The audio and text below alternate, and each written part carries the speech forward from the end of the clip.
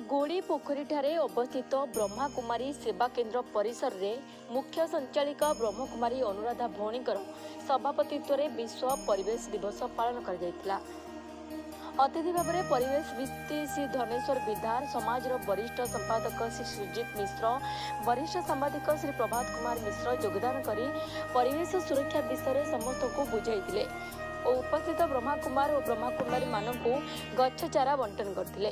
ब्रह्माकुमार जयकृष्ण भाई वृक्षर फूल फल छाई काठ और अम्लजान मिलुथिबारु वृक्षर उपकारिता और महानता विषय करते। ब्रह्माकुमारी रमा भौणी उपस्थित अतिथि मानक पुष्पगुच्छ, तिलक, उत्तरीय और ईश्वरीय उपहार प्रदान करते। भगिनी रचना राणी हरिचंदन ईश्वरीय संगीत गान करते।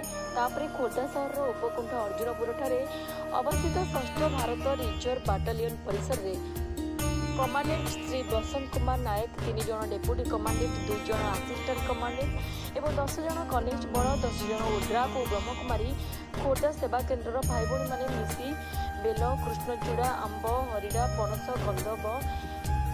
कदम्ब इत्यादि वृक्षरोपण करते। Bureau report Sarvashakti news.